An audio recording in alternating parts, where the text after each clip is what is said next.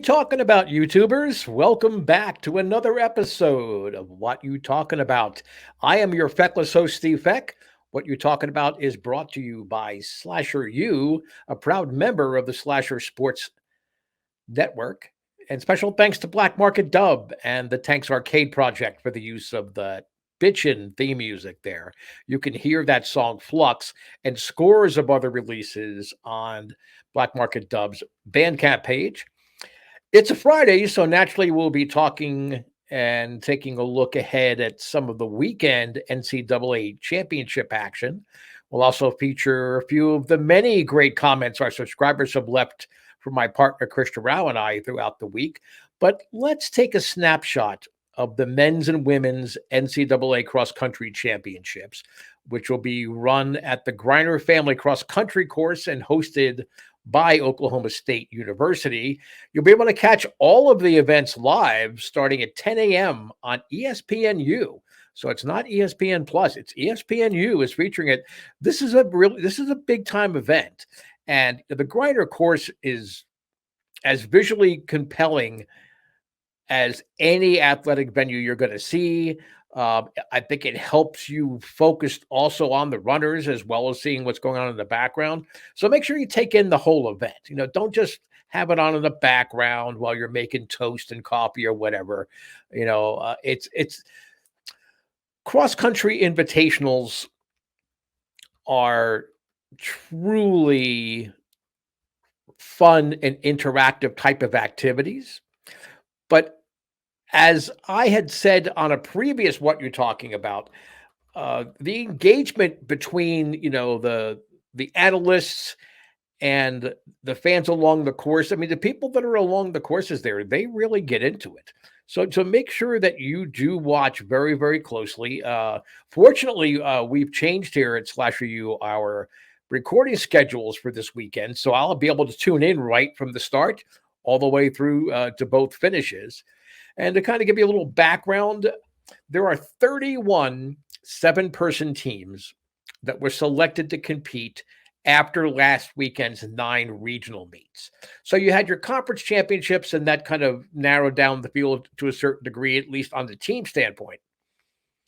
Then you had the 9 regionals, and it was pretty geographically accurate. I mean, there was some bleeding over into conferences, but really you had 9 regional meets, and the top 2 finishing teams in each region received an automatic bid. And then 13 other programs, based on their performance across the 9 regionals, received at-large bids. And keep in mind that there are team championships and individual champions to be crowned, and it's all within the same race. It's not like track and field where, let's say, you have someone running a 5,000K, and then someone else running 1,000K, and it's 2 different races to get 2 different titles. You're not going to see that. Everything's going to be determined really in one race. Now, there are 38 runners, individual runners on the men's and the women's sides selected to earn the right to win the national championships. And it is a cool dynamic in that those performances also directly impact their team performances. And the lower the team score, the better. And points are assigned based on where a runner finishes in the race. So the race winner earns 1 point. Second place finisher, 2 points. On down the road to 31. And for the individual championship consideration, how they got down to their field was the top 4 times of runners who were not part of school programs that qualified received automatic bids. So that is why there are more individual runners qualified to run for a national individual championship than there are teams involved. Because obviously a lot of the top runners were members of teams that got automatic bids or at-large invitations, but they want to make sure that outstanding individual talent that maybe didn't have as deep of a teammate participation as far as the team championships go, made sure that they didn't get overlooked. Like you don't want let's say the best runner in the country was running for, we'll pick my alma mater, Point Park University. Now, Point Park University, first of all, it wouldn't be NCAA, but let's put that aside for a second. Point Park University would probably at best have the top, the top runner was nationally recognized and nationally ranked. The rest of the team probably not so. So to make sure that the best runner at Point Park, who would have had among the top 38 times among the people running in regionals, didn't get overlooked, they they kind of go and make sure that there is select at large nominations to run for the individual championships. Now, these are the first cross country national championship meets held since 2019. COVID really did a number on a lot of the non-revenue sports, the sports that perhaps required a different level of preparation as far as the championships go, and also the close proximity of runners. I mean, it really, you can't play with the mask. There's not a whole lot of things you can do. So on the women's side, the host Oklahoma State are among the favorites, and it's not just because it's on their home course, which obviously is a huge advantage. In cross country, every university's course and the various invitationals, they're very, very distinct and they're very, very different. So if you're running on your home course for the national championship, that's gonna it's going to pay dividends, I think, as far as strategy, knowing can you go out fast early? Do you need to hold back? Do you want to maybe make your push, in the middle? I mean, there's all these little in race decisions that are being made that might not be as obvious to you until you start seeing a runner either drop back in the beginning or start to pass runners as you get closer to the end. New Mexico, another women's program that is really highly regarded. And the number one seed is North Carolina State. They were the winner of the Nutty Comb, which was the last big invitational meet before these championships, and numerous other invitationals throughout the year. They are led by, I think there's no debate here, the best runner in the country on the female side in Caitlin Toohey. She's undefeated on the season, and she has three other elite runners as teammates who more than often are going to finish in the top 15 spots. And again, the more of your teammates that can finish, in higher slots, especially among the top 10, top 15, the better it is for a team's chances at a national championship or a meet championship even. Kelsey Jamil, Sydney Seymour, Samantha Bush, that's the triumvirate behind Toohey. Toohey is just a terrific runner.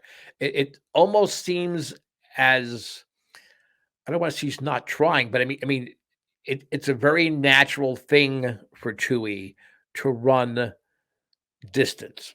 I mean, I think, and she has instincts within the race that I think have served her well. That's why she's been undefeated all the way through. Now, Arkansas is the defending women's champion, and I'll be rooting for one of their runners, freshman Mia Cochran. She's certainly not a favorite for the individual title. It would be a huge upset for that to happen, but she's a local Western Pennsylvania girl. She's a cross country and track star. She has 10 Pennsylvania State Championship gold medals, to her credit. There's also Kylie McCabe of West Virginia, who hasn't lost a race all year, but she hasn't been in a lot of the big invitationals. Let's say a Toohey has been. So I'll be keeping an eye on that. So it makes it a little bit extra fun for me. These are people that I've seen either on regional sports networks or have actually seen in person, in the case of Mia Cochran. So I'm going to go with North Carolina State here. I think North Carolina State, because of the depth of their elite runners. I mean, they've got four of the best runners in the country. I think they if they can finish in the top 10, top 15, they're gonna win the meet relatively comfortable. Now, for the men's side, the experts are saying that this might be the most tightly contested championship meet in a decade or so. There's Stanford, Northern Arizona, the defending champs, BYU, and Oklahoma State. Again, an elite cross country. I don't want to call them a powerhouse, but it may certainly an elite program, and that determines to a certain degree who gets to be the host of national championship meets or even regional meets. Now, one of the most steady and explosive runners in the nation is Northern Arizona's Nico Young. And Nico Young is probably the X factor. If he wins the individual title, as I personally feel he will, that's probably going to be the edge that Northern Arizona needs to win the meet. Again, lowest point title crowns the champions. Now, keep in mind that Young is a sophomore, too. So we could be looking at a three-peat here as far as future national cross country individual championships go.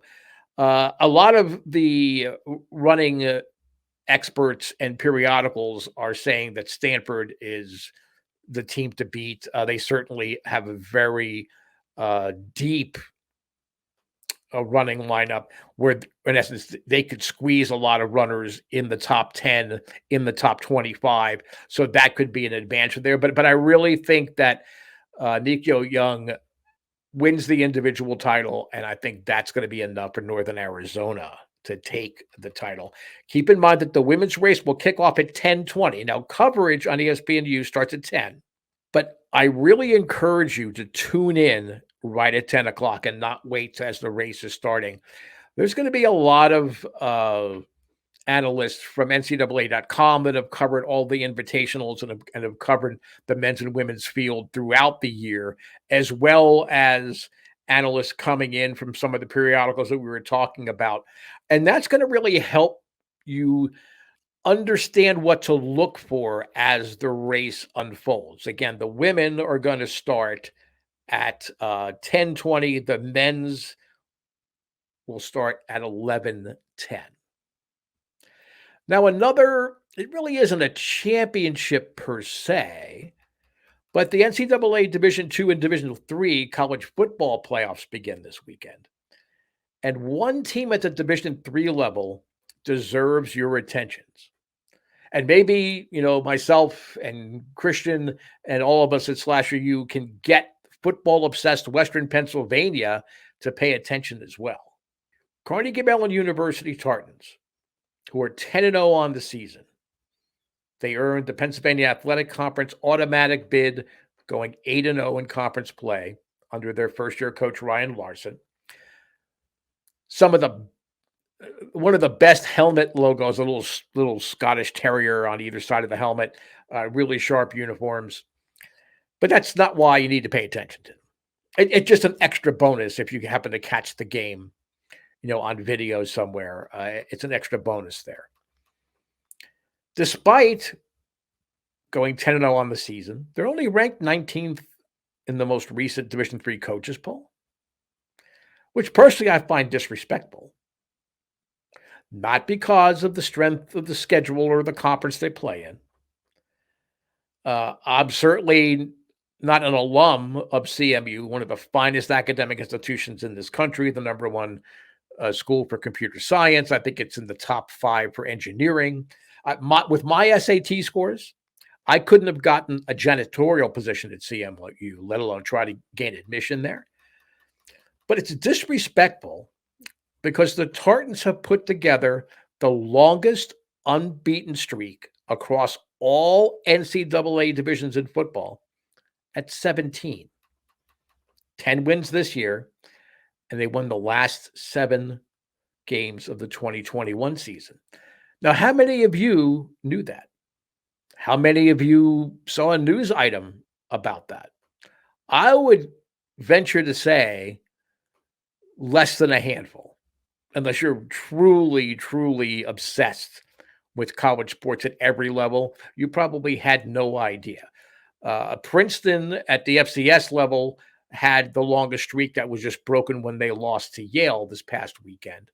And I believe the next highest streak behind CMU is at 12, and that's at Division two, and the school escapes me here at the moment. Now, last year, despite winning their last 7 games and having a winning record, CMU did not make the Division three playoffs due to a COVID-19 18 outbreak on the team. So they were passed over. And in essence, the game that they would have qualified for was vacated. They didn't give them a loss on a forfeit, but in essence, their season was ended, due to COVID-19. They had a coach of 36 years. 36 years. Richard Lackner was at Carnegie Mellon. And certainly here locally, again, I live in Pittsburgh and in Western Pennsylvania. He was a coaching legend even before we got to Carnegie Mellon at the high school level. So, in the preseason, the predictions were kind of, well, they might finish third or fourth. It's going to be hard to replace Lackner as coach. And, maybe, something is lacking because of what happened and not be able to make the playoffs last year. So I think they were picked fourth in the PAC, the Pennsylvania Athletic Conference. And there are some really good football schools in the PAC. In fact, Cal U produces a lot of players that transfer in to FBS and FCS programs, and their basketball program has also been producing some pretty impact graduate transfers. But even though I live 5 miles from the CMU campus, which is itself is in the shadows of the University of Pittsburgh, in the Oakland section of Pittsburgh, there's just no attention being paid to it. I watch all 3 local newscasts every day. And over the last 3 weeks, not once have the Carnegie Mellon Tartans or their winning streak or their championship been mentioned. That's disgraceful. It's disrespectful. For those of you that don't live in Western Pennsylvania, okay, it's understandable that you wouldn't know about this. And that's why I'm bringing it up here on What You're Talking About, because this is a great story to be talking about. 17-game winning streak. First-year coach, overlooked in the national rankings. So it's a great story for you. But here in Pittsburgh, I just don't understand. The Tartan defense is 15th best as far as scoring defense in the country. It allows less than 70 yards a game rushing. And it leads the nation in interceptions with 20 and forced turnovers. Now, if this happened at Pitt or Penn State or even at FCS Duquesne, the media would be falling all over themselves to try to get the story, and then they'd be complaining, our teams get disrespected. They don't get enough attention in the national rankings because they're not in the SEC, or they're not Ohio State or Michigan. There'd be all this whining going on. Yet the very fans here in Western Pennsylvania, football obsessed, football crazed Western Pennsylvania, completely ignoring this team. This Pittsburgh resident doesn't want this to happen anymore. Hopefully, the Slasher U subscribers and followers will kind of get behind this team. They host the Paw on Saturday. And please make it a point of checking on the score, throughout the day, check on the score, see, what's going on, maybe secretly, quietly root for the CMU Tartans. If you're in the Pittsburgh area, you can watch the games from the comfort of any Route 61 route Pittsburgh Regional Transit bus, because it travels up and down Forbes Avenue, and the CMU field is literally 100 yards from that main thoroughfare.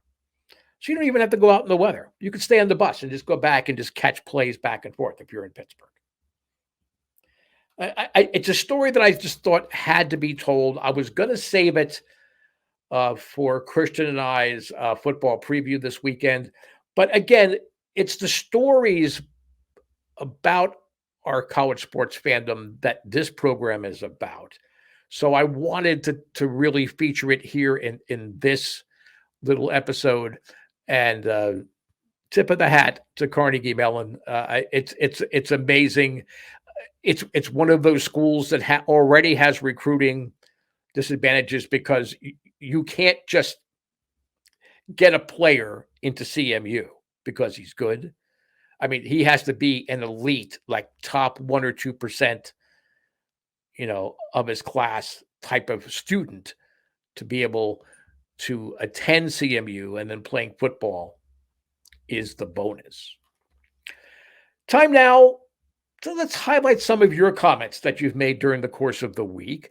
It's been fun for Christian and I to interact with you, on and off the our YouTube channel. We don't engage as much on social media, but we do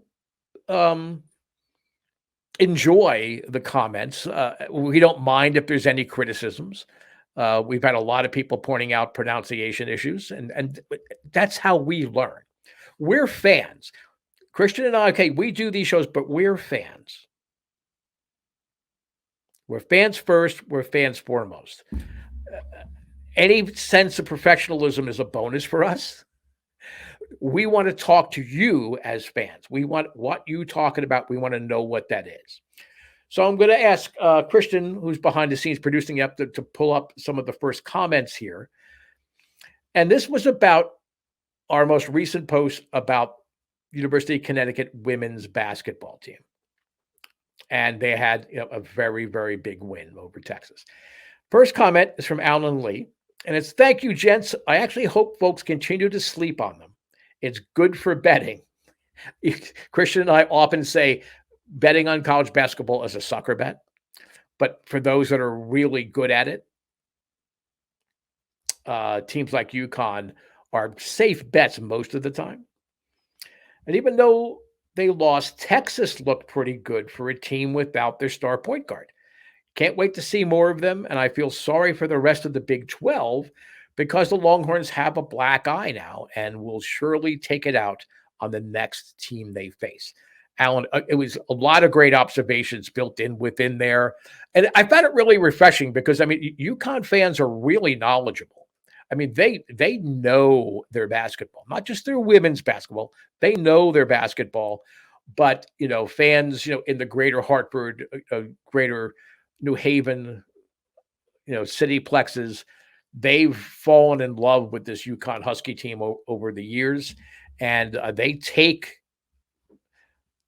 University of Connecticut women's basketball very, very seriously. So it was really, really nice to have that comment there, especially a complimentary comment about an opponent that they could be facing down the road in the NCAAs. I do like Texas. I think Texas is a great team. If I had to venture a guess, I think it's either Oklahoma or Oklahoma State, rather. No, I'm sorry, Oklahoma. Oklahoma has the returning seniors, or Iowa State are probably the elite in the Big 12. But Texas is certainly no slouch, and they're going to be they're probably going to be a single-digit seed in the NCAA tournament. We also had several other comments. This one was from Helgar.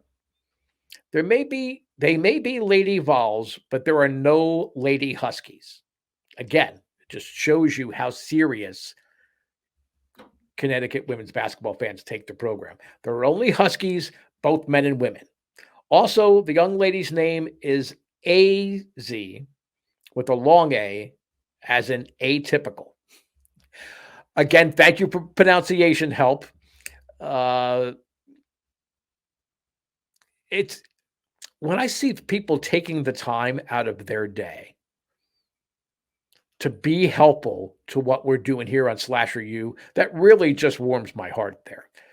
One thing I'm going to say in defense of saying Lady Vols, Lady Huskies, Lady whatever the program is. I, as you can tell by my craggedy face, I'm an old guy. When I was in college for journalism, the AP style book was the deal.